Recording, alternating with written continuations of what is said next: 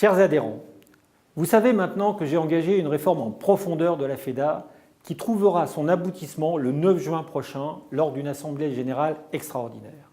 Je voudrais insister sur 2 points qui me paraissent essentiels pour la réussite de notre projet. D'abord, les distributeurs indépendants, pris individuellement et collectivement, sont et demeureront au cœur du dispositif politique et décisionnaire de la FEDA. Le fait de demander aux groupements d'être les collecteurs de cotisations est une mesure technique qui permet d'accéder plus facilement et plus massivement auprès de tous les distributeurs qui sont pour la plupart membres de ces groupements.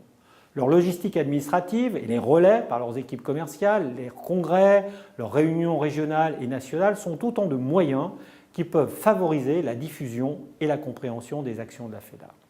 Aucun distributeur adhérent à un groupement ou sans rattachement particulier ne sera exclu des préoccupations et de la gouvernance de la FEDA. Ensuite, la création des délégations régionales en remplacement des structures juridiques régionales constitue également une mesure technique pour nous simplifier la vie et consacrer nos énergies à rapprocher la FEDA de ses adhérents. Qu'avons-nous à faire du formalisme juridique occasionné par la tenue obligatoire d'assemblée générale? Rien. Qu'avons-nous à gagner de consacrer tout notre temps et celui de nos adhérents à mieux les informer, d'être plus près de leurs préoccupations et donc de mieux les défendre? Tout.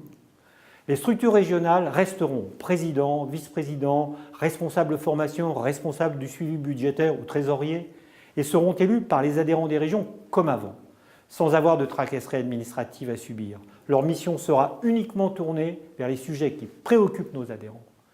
Ces sujets que nous porterons dans les régions, sur le terrain donc, concerneront la convention collective du commerce de gros, celle du commerce de l'automobile et le juridique, le social et le fiscal qui va avec.